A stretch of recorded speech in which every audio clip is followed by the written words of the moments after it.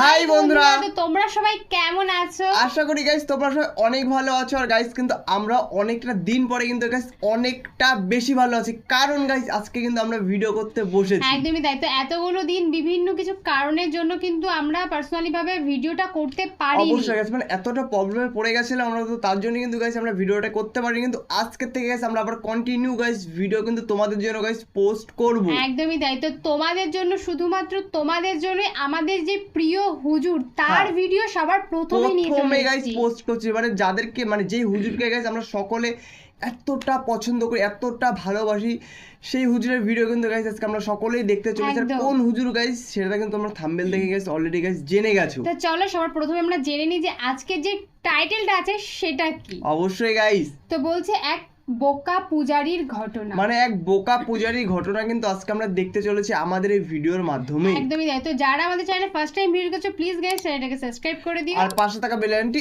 All করে দিও নিত্য নতুন ভিডিও গাইস সবার আগে আমাদের চ্যানেল থেকে আপডেট পাওয়ার জন্য। তো চলো আজকের ভিডিওটা দেখা যাক। বিশ্বনবীর জামানায় এক লোক মূর্তির আবাদত করতো, মূর্তিটারে সব সময় আদর করত, মূর্তিটারে সব সময় ভালোবাসতো, সোহাগ করতো, মূর্তির কাছে চাইতো, রাত্রিবেলা উঠে মূর্তির কাছে কেঁদে কেঁদে মনের দুঃখ বলতো মানে সবকিছু আর মূর্তির জিকির কাছে করতো বলতো। সনম সনম সনম। আর সনমের বিপরীত কি? সমাদ।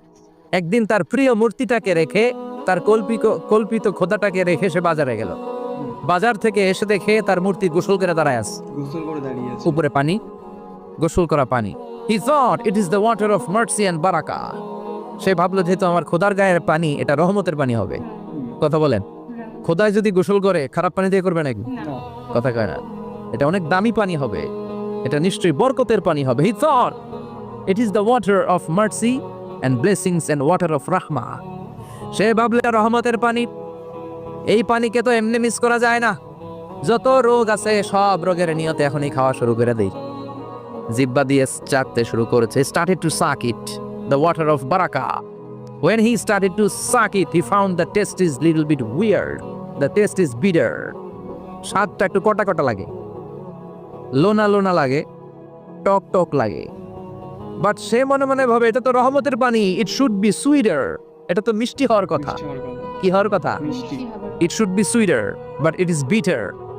স্বাদটা কেমন টক টক, কটা কটা, লোনা লোনা, লবণ লবণ লাগে। ঘটনা কি? রহমতের পানি, খোদার গায়ের পানি, এটা কটা হবে কেন? খুঁজতে লাগলো কোনো কিছু ঘটছে কিনা। আশেপাশে তাকায় দেখে হাদিসে এসেছে সালাবান। সালাব মানে কি কে জানে? কুত্তা না, খ্যাকশিয়াল। আসলে কি? খ্যাকশিয়াল। আমরা বলে ফেলি যে কুকুর, আসলে দুইটা কুকুর সে দেখতে পেল, আর দেখলো এখনো রহমতের পানি পড়তেছে জায়গা দিয়ে, জায়গা দিয়ে রহমতের পানি ইজ ড্রপিং ডাউন, পানি পড়ছে এখনো। বুঝতে আর বাকি রইল না, আসলে এটা রহমতের পানি না, এটা গজবের পানি। কথা বলেন, রেগে মেগে আগুন। ঘটনা কি? এতদিন ভাবতাম খোদা, এখন দেই হুদা।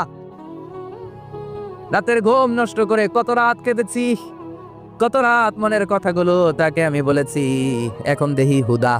আগে ভাবতাম খোদা, আসলে তো এইটা আমার কিচ্ছু করতে পারবে না, এটার এখন সাইজ করার সময় আসছে। কথা কন। মূর্তিটাকে নিয়ে জমিনের মধ্যে আছড়াতে শুরু করলো, ভাঙতে ভাঙতে হাত আলাদা করলো, খোদার হাত পা সব আলাদা করে ফেলছে। খোদারে মাইরা সাইজ করে তুরজা করে ফেলাইছে। হাত পা, খোদার হাত পা নিয়ে বিশ্বনবীর কাছে চলে গিয়েছে, যে বলে আব্দুল্লাহর বেটা মুহাম্মদ, বড্ড ভুলের ভেতরে আমি ছিলাম। এই নাম কল্পিত খোদা, এই মূর্তি আমারে কিছু করতে পারবে না। যে নিজেকে খ্যাকশিয়ালের পেশাব থেকে নিজের দেহটারে বাঁচাতে পারে না, এই খ্যাকশিয়ালের পেশাব থেকে যে নিজের রক্ষা করতে পারলো না, সে কিয়ামতের দিন কঠিন মুসিবতের কালে জাহান্নামের আগুন থেকে আমারে কেমনে বাঁচাবে? কেমনে বাঁচাবে? আমি আর এই কল্পিত খোদার ইবাদত করতে চাই না। আপনি আমাকে শাহাদা পড়িয়ে দেন। কি পড়িয়ে দেন? শাহাদা। ঝিনুকের ভেতর লুকিয়ে থাকে যেমন মতি, ঝিনুকের ভেতর লুকিয়ে থাকে যেমন মতি, কালমা শাহাদাতে আছে আল্লাহর জ্যোতি, কালমা শাহাদাতে আছে আল্লাহর জ্যোতি। পড়েন সবাই। ঝিনুকের ভেতর লুকিয়ে থাকে যেমন মতি, ঝিনুকের ভেতর লুকিয়ে থাকে যেমন মতি, কালমা শাহাদাতে আছে আল্লাহর জ্যোতি, কালমা শাহাদাতে আছে আল্লাহর জ্যোতি। পড়েন আল্লাহু আকবার।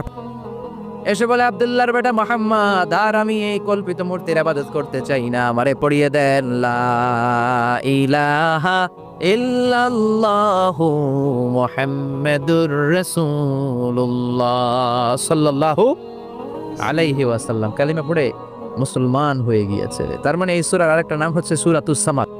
তিনটা নাম আমরা শিখলাম এই সূরার। প্রথমে শিখেছি সূরাতুত তাওহীদ, 2 নম্বরে শিখেছি সূরাতুল মারিফা, 3 নম্বরে শিখেছি সূরাতুস সামাদ। এই সূরাটা অনেক ফজিলতপূর্ণ সূরা। বিশ্বনবী এই সূরাটাকে বড্ড বেশি ভালোবাসতেন। বিশ্বনবী সাল্লাল্লাহু আলাইহি ওয়াসাল্লাম ফজরের যে 2 রাকাত সুন্নাত, মাগরিবের যে 2 রাকাত সুন্নাত, এই সুন্নাত নামাজে এই সূরাটা পড়তেন। জোরে পড়েন সুবহানাল্লাহ। আবার যারা হজ উমরা করতে গিয়েছেন, তাওয়াফ করার আগে ফরজ তাওয়াফ আছে, নফল তাওয়াফ আছে, 7টা টার্ন করা লাগে। হাজরে আসওয়াদ থেকে শুরু করে আবার হাজরে আসওয়াদ পর্যন্ত 1 চক্কর, এরকম 7টা চক্কর দিলে হয় একটা তাওয়াফ।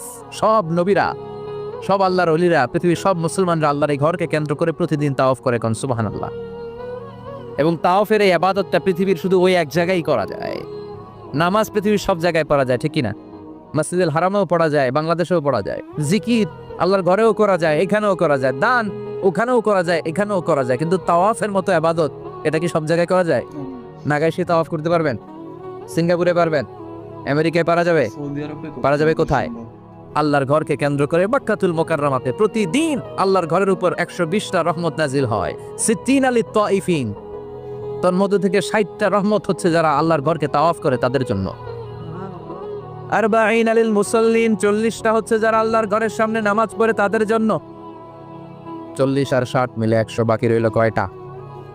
বলে 20 আলিন নাযিরিনা ইলাল কাবা, বাকি 20টা রহমত যারা নামাজ পড়ে না, তাওয়াফ করে না, শুধু আল্লাহর ঘরের গিলাফের দিকে তাকিয়ে থাকে, তাদের উপর 20টা রহমত। বিষ্ণু ঈসা ইসলাম তাওয়াফ করার পরে 2 রাকাত নামাজ পড়তে হয়। এই 2 রাকাত নামাজের দ্বিতীয় রাকাতে সূরাতুল ইখলাস পড়তেন, প্রথম রাকাতে পড়তেন সূরাতুল কাফিরুন। তাওয়াফের সালাতে প্রথম রাকাতে কোন সূরা? সূরাতুল কাফিরুন। দ্বিতীয় রাকাতে সূরাতুল ইখলাস বিষ্ণুনবী পড়তেন। আবার বিতরের সালাতের শেষ রাকাতে বিষ্ণুনবী পড়তেন সূরাতুল ইখলাস। বিতরের সালাত করবেন কয় রাকাত? প্রথমে 2 রাকাত, তারপরে সালাম ফিরিয়ে আবার 1 রাকাত। এইটা সবচেয়ে সহি পদ্ধতি। আবার মাঝে মাঝে বিষ্ণুনবী 3 রাকাত একসাথে পড়তেন, বসতেন শুধু শেষ বৈঠকে, এটাও ঠিক আছে।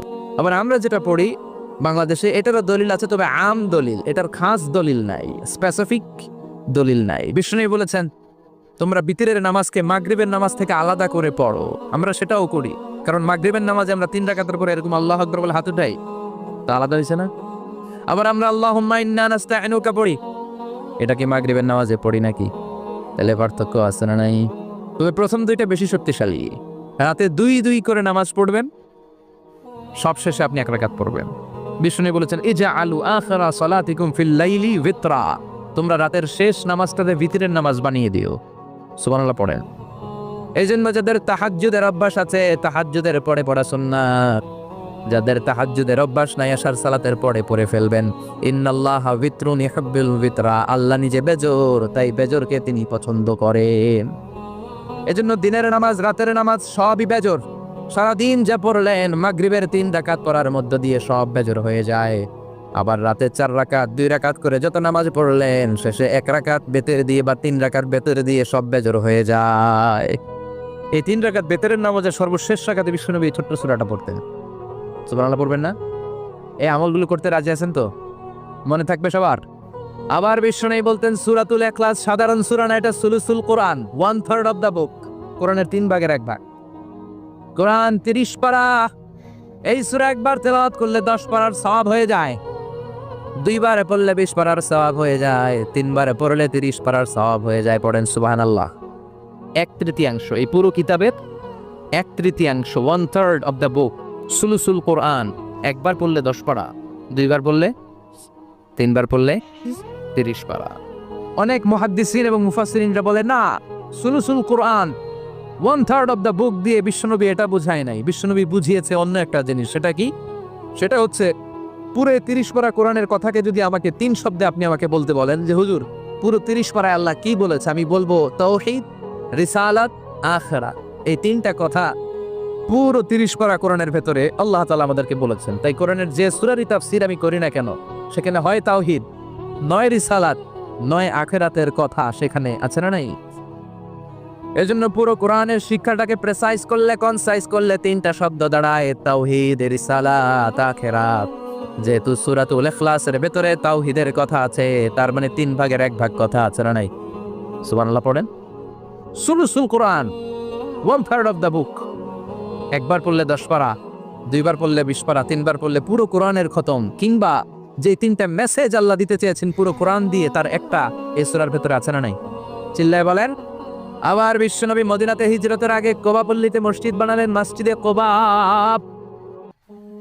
হজ করতে গেলে, উমরা করতে গেলে লোকজন এই মসজিদটাতে বড্ড ভিড় করে, কারণ বিশ্বনবী প্রতি শনিবার, প্রতি সপ্তাহের শনিবার এই মসজিদে যেতেন। কি বার? কথা বলেন। এজন্য মদিনাতে গেলে শনিবারে জিয়ারাত করা সুন্নাত। প্রতি শনিবারে বিশ্বনবী মসজিদে নববী থেকে হেঁটে হেঁটে হেঁটে হেঁটে এই মসজিদে কোবায় যেতেন। বিশ্বনবী বলেছেন, যারা ঘর থেকে ওযু করে এই মসজিদে কোবায় যে 2 রাকাত নামাজ পড়বে, একটা কবুল উমরা হজের সওয়াব আল্লাহ তাআলা আমলনামায় দিয়ে দিবে। এই মসজিদে, কোবা মসজিদের জন্য বিশ্বনবী একজন ইমাম নির্ধারণ করলেন। ইমাম সাহেবকে বললেন, যাও তুমি নামাজ পড়াও। বিশ্বনবীর অ্যাপয়েন্ট দেয়া ইমাম সাহেব কোবা পল্লীতে যে নামাজ পড়ানো শুরু করলেন, কিন্তু সমস্যা বেড়ে গেল। তিনি মাগরিবের নামাজ, এশার নামাজ আর ফজরের নামাজ, মানে যেই নামাজে আওয়াজ করে কেরাত পড়তে হয়, কয় নামাজে আওয়াজ করে কেরাত? কথা বলেন। কি কি? মাগরিব, এশা, ফজর। এই ইমাম সাহেব ইমামতির চান্স পেয়ে প্রতি রাকাতের নামাজে সূরা ফাতিহা পড়ার পরই সূরা ইখলাস দিয়ে নামাজ শুরু করে, তারপরে আরেকটা সূরা পড়ে, আবার দ্বিতীয় রাকাতে সূরাতুল ফাতিহা পড়ে, আবার সূরা ইখলাস। ফজরের সময়ও সূরা ইখলাস, এশার সময়ও সূরা ইখলাস, মাগরিবের সময়ও এই সূরা। মুসল্লিরা সব খেপে গিয়েছে। সবাই বলে, ও ইমাম সাহেব, ঘটনা কি? খালি কুল হু আল্লাহ পড়েন কেন? আর সূরা নাই আপনার? খালি কুল হু আল্লাহ পাইছেন নাকি? না গাইস, জামে মসজিদের ইমাম সাহেব মাগরিবের প্রথম রাকাতেও সূরাতুল ইখলাস, দ্বিতীয় রাকাতেও ইখলাস। এশার নামাজের প্রথম রাকাতেও ইখলাস, দ্বিতীয় রাকাতেও ইখলাস। ফজরের রাকাতেও ইখলাস, দ্বিতীয় রাকাতেও ইখলাস। কি করবেন? আজকে ইমামের একদিন কি আমার একদিন? পাইছেন কি আপনি? সবাই বলে, আপনি পাইছেন কি? ইমাম সাহেব কয়, পড়তে মন চাইলে পড়ো, নাইলে অন্য মসজিদে যাও। কারণ এটা বাংলাদেশের সিস্টেমে সভাপতি সেক্রেটারির নিয়োগ দেয়া ইমাম না, নিয়োগ দিয়েছে বিশ্বনবী। আবার ক্যান্সেল করলেও লাগবে বিশ্বনবীরে, ঠিক কিনা? নিয়োগ দিয়েছে বিশ্বনবী, নিয়োগ বাতিল করলেও করবে কে? বিশ্বনবী। মুসল্লির তো কোনো এখতিয়ার নাই। সব মুসল্লিরা মিলে বিশ্বনবীর দরবারে যায়, যে বলে, নবী, কি ইমাম সাহেব দিলেন, কুল হু আল্লাহ ছাড়া কিছু পারে না, খালি কুল হু আল্লাহ। কি এক মুসিবতে আছি। প্রত্যেক নামাজে কুল হু আল্লাহ আহাদ দিয়ে শুরু করে, এরপরে আরেক সূরা পড়ে। ঘটনা কি? বিশ্বনবী বললেন, ইমাম সাহেব রে ডাকো। বিশ্বনবী ইমাম সাহাবীরে বললেন, ও সাহাবী, কেন এই কাজটা করো? তোমার মুসল্লিরা বলে, প্রতি রাকাতে কেন কুল হু আল্লাহ দিয়ে শুরু করো? ঘটনাটা কি? অন্য সূরা পড়ো না কেন? সাহাবী বলে, নবী গো, এই সূরাটারে আমি বড্ড বেশি ভালোবাসি, কারণ ফিহি সিফাতুর রহমান, এই সূরার ভেতরে আমার আল্লাহর পরিচয় আছে গো নবী। এই ছোট্ট সূরার ভেতরে রব্বুল আলামিন যত সুন্দরভাবে নিজের পরিচয়টা বলে দিয়েছেন, কোরআনের কোন সূরার ভেতরে সেই পরিচয় আমি পাই না। তাই এই সূরাটা দিয়ে প্রতি রাকাতে নামাজ শুরু না পড়লে আমার কলিজা ঠান্ডা হয় না গো নবী। বিশ্বনবী বললেন, ঠিক আছে, চেঞ্জ করার দরকার নাই, তুই প্রতি রাকাতেই কুল হু আল্লাহ পড়বি। সুবহানাল্লাহ পড়েন। প্রতি রাকাতেই তুমি সূরাতুল ইখলাস পড়বা, ইমামতি বাতিল হবে না। তবে জেনে রেখো, এই সূরার প্রতি ভালোবাসা কিয়ামতের দিন তোমার জান্নাতে পাঠায়া দিবে। এই সূরার ভালোবাসার কারণে জাহান্নামের আগুন তোমার জন্য হারাম করে দিয়েছে কে? এজন্য সূরাতুল ইখলাস বেশি বেশি তেলাওয়াতের দরকার আছে না নাই? কথা বলেন। আজকে থেকে বেশি বেশি সূরাতুল ইখলাস তেলাওয়াত করবেন তো? সবাই রাজি আছেন তো? নবম হিজরির ঘটনা। বিশ্বনবী সাল্লাল্লাহু আলাইহি ওয়াসাল্লাম তাবুকের যুদ্ধে গেলেন। বিশ্বনবী তাবুকের ময়দানে আসছে শুই না, কাফের মুশরিকের আন্ডা বাচ্চা সব দৌড়।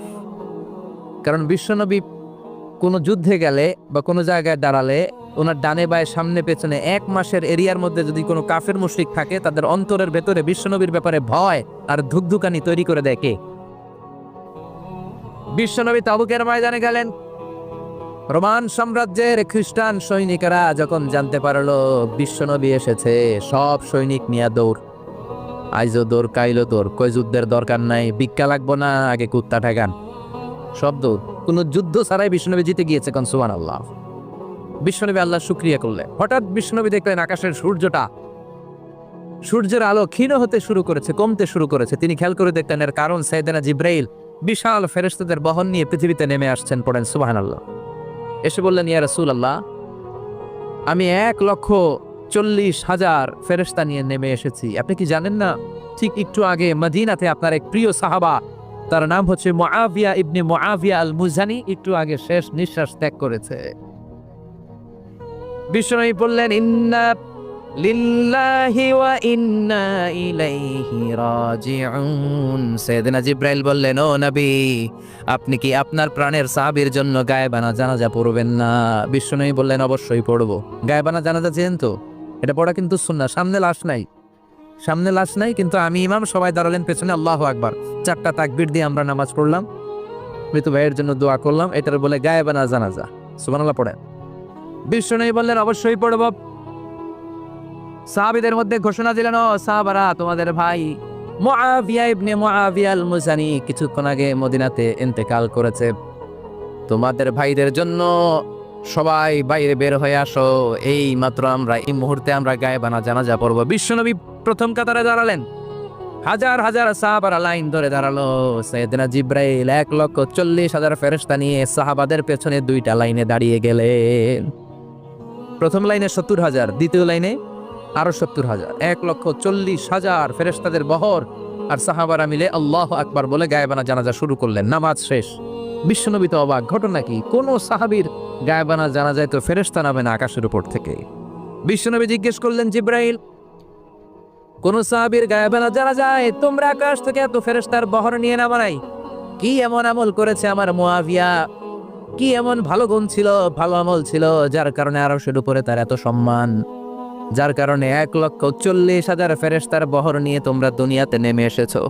সাইয়েদনা জিব্রাইল বললেন, নবী, তেমন কোনো বড় আমল নয়, ছোট্ট একটা আমল, কিন্তু আমলটারে ভালোবেসেছে কে?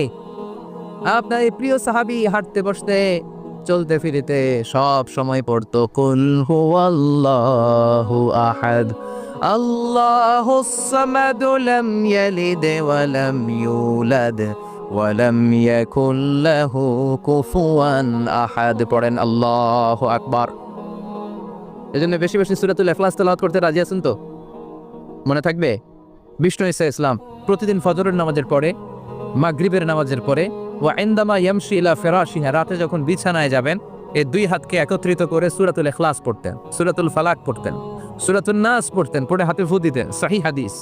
ফু দিয়ে এই ফু দেওয়া হাতটা সারা দেহের মধ্যে ইয়াবদাউ বিহিমা রাসাহু, মাথা থেকে শুরু করে পা পর্যন্ত এভাবে মেসেজ করে দিতেন, মালিশ করে দিতেন। সুবহানাল্লাহ পড়েন।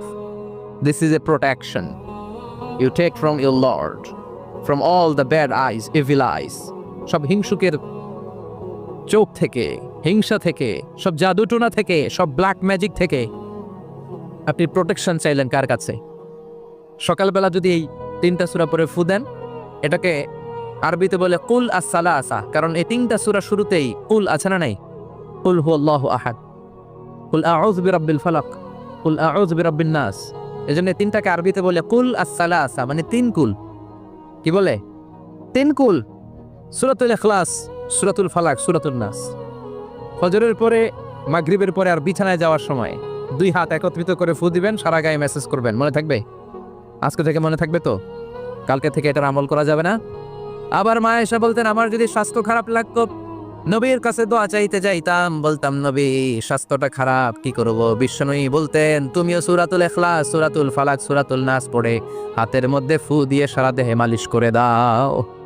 সুবহানাল্লাহ পড়েন। বিশ্বনবীর প্রতিদিনকার একটা আমল, দৈনন্দিন একটা আমল। আবার বিশ্বনবী একবার সিজদায় পড়ে আছেন, হঠাৎ করে লাদাগাতহু আকরাব, একটা বিচ্ছু পোকা বিশ্বনবীকে কামড় দিল। এটাও সহিহ হাদিস। প্রচন্ড ব্যথা। বিচ্ছু পোকার কামড় যারা খেয়েছেন তারাই জানেন ব্যথা কেমন, বেশি না কম। বিচ্ছু ছিলেন তো? কি বলে না গাইছে? বিচ্ছিয়ে কয় এই বিচ্ছু পোকা কামড় দিয়েছে, প্রচন্ড ব্যথা পেয়েছে বিশ্বনবী। বিশ্বনবী বললেন, লা'নাতুল্লাহি আলাল আকরাব, এই বিচ্ছুর উপর আল্লাহর লানত। মুসল্লিও চিনে না, নবীও চিনে না, কামড় তো দিয়ে বসছে। বিশ্বনবী বললেন, লবণের পানি গরম দাও, লবণের পানি আনা হলো, বিশ্বনবী বললেন আঙ্গুলের মধ্যে ঢালো, পানি ঢালতে শুরু করা হলো, আর বিশ্বনবী পড়তে আরম্ভ করলেন কুল হুয়াল্লাহু আহাদ আল্লাহুস সামাদ লাম ইয়ালিদ ওয়া লাম ইউলাদ ওয়া লাম ইয়াকুল লাহু কুফুয়ান আহাদ। পড়েন আল্লাহু আকবার। এজন্য সূরাতুল ইখলাস এটার জন্য আমাদের দৈনন্দিনকার একটা আমল হয়, প্রতিদিন যেন আমরা এটা পড়ি, তাহলে আমলনামা সওয়াব দিয়ে পূর্ণ করে দিবে কে? এই মাক্কি সূরাটি কেন এবং কোন সিচুয়েশনে, কোন পরিস্থিতিতে মক্কায় নাজিল হলো তার একটা ব্যাকগ্রাউন্ড আছে। এটাকে বলে শানে নুজুল। কেন নাজিল হলো শুনতে মনে চায়? কষ্ট হচ্ছে না তো? আবার তো নাকি কঠিন হচ্ছে না, সহজ, আন্ডারস্ট্যান্ডেবল, বোধগম্য হচ্ছে? বোঝা যায় না? বোঝা যায়? আলহামদুলিল্লাহ। পড়ে মক্কার লোকেরা এসে বিশ্বনবীরে ধরলো, ইয়া মুহাম্মদ বাইয়িন লানা সাল্লাল্লাহু আলাইহি ওয়াসাল্লাম বাইয়িন লানা নাসাবা রাব্বিক। ও আব্দুল্লাহর বেটা মুহাম্মদ, তোমার রবের নসবনামা বর্ণনা করো। কি নামা? কথা কন। নসবনামা বুঝেন তো কি? না, বংশ পরিচিতি। মাশাআল্লাহ। নসবনামা মানে বংশ পরিচিতি, বংশধারা, বংশ তালিকা। যেমন আমার নাম মিজানুর রহমান, আব্বার নাম আলী আহমদ, দাদার নাম জাইনুল আবিদিন, তার বাপের নাম মাকরাম। এটা আমার বংশ পরিচিতি। তার মানে মিজানুর রহমান ইবনু আলী আহমদ ইবনু জাইনুল আবিদিন ইবনু মাকরাম, এটা আমার নসবনামা। আপনার নাম কি? জালালউদ্দিন ভাই। বাবার নাম ইমতাজ আলী। এর বাবার নাম বুঝলা গেছি। হ্যাঁ, ইনসাফ আলী। তার বাবার নাম খাই ফেলাইছি। আপনার আব্বার নাম মোহাম্মদ আব্দুল লতিফ। দাদার নাম, তার বাবার নাম খাই ফেলাইছি। আমি তো কমপক্ষে 4টা বলছি নাকি? বিশ্বনবীর বাবার নাম আব্দুল্লাহ, তার বাবার নাম আব্দুল মুত্তালিব, তার বাবার নাম হাশেম, তার বাবার নাম আব্দে মানাফ, তার বাবার নাম কিলাব, তার বাবার নাম কুসাই, তার বাবার নাম মুররা, তার বাবার নাম গালেব, তার বাবার নাম ফেহের। এভাবে যেতে যেতে আদনান, যেতে যেতে ইসমাইল, যেতে যেতে তার বাবার নাম ইব্রাহিম, যেতে যেতে যেতে শীস আলাইহিস সালাম, তার বাবার নাম আদম আলাইহিস সালাম। 50 জেনারেশনস, 50টা বংশ পরিক্রমা আছে। 50টা বংশের ব্যবধানে বিশ্বনবী সাইয়েদনা আদমের সাথে মিলে গেছে। পড়েন সুবহানাল্লাহ। তো সত্যি গেছি এতদিন পরে মিজানুর রহমান আদের হুজুরের একটা ওয়াজ মাহফিল দেখলাম, মানে শুনলাম, সত্যি আমাদের তো খুবই ভালো লাগলো। তোমাদের কেমন লাগলো তোমরা কিন্তু গাইস অবশ্যই গাইস কমেন্টে জানিও। একদমই। দেখো, যেই মূর্তিটাকে উনি ভালো, মানে উনি না, মানে যে ভালোবাসতেন, তাকে কিন্তু মন প্রাণ থেকেই সে খুব ভক্তি করতো, যে না এটাই অনেক কিছু, তো ওটাকে কিন্তু সবসময় সে আগলে রাখতো। কিন্তু তার সাথে যে এরকম একটা ঘটনা ঘটবে সে কিন্তু কোনোদিনও ভাবতে পারেনি যে তার সাথে এরকম একটা ঘটনা ঘটে যাবে। একদমই। দেখুন, মিজানুর রহমান আজহারি স্যার যখন এই কথাটা বলছে তখনই আমাদের কেমন লাগে, তাহলে তখন তার সাথে যে ঘটনাটা ঘটেছিল তখন কেমন বিষয়টা ঘটেছিল। অবশ্যই। তো সত্যি অনেকদিন পরে এর ভিডিও দেখে কিন্তু আমাদের নিজেদের গাইস সত্যি খুবই সুন্দর লাগলো, কারণ এতদিন পরে গাইস আমরা ভিডিওটা আবার করতে পারবো, কন্টিনিউ করতে পারবো গাইস, এটাই আমাদের কাছে অনেক। আর তোমরা এত সুন্দর সুন্দর কমেন্ট করছো, তোমরা ভিডিও করছো না কেন, বা অনেক অনেক কমেন্ট করছো গাইস, কমেন্টগুলো দেখো গাইস, সত্যি খুবই ভালো লাগছে। তো ফাইনালি গাইস আমরা তো বলে দিলাম গাইস আজকের থেকে আমরা মানে ফাইনালি আবার সে আগের মতন কন্টিনিউ গাইস ভিডিও করছি। আর প্লিজ গাইস এই ভিডিওটা তোমাদের যদি ভালো লেগে থাকে অবশ্যই গাইস লাইক কমেন্ট শেয়ার অবশ্যই গাইস করো। আর তোমাদের মনের মতো ভিডিও, মানে তোমরা কি ধরনের ভিডিও দেখতে চাও অবশ্যই আমাদের কমেন্ট সেকশনে জানিয়ে দিও, আমরা সেই ভিডিও নেক্সট টাইম আবার নিয়ে চলে আসবো। তো চলো গাইস আজকের মতন এখানেই টাটা।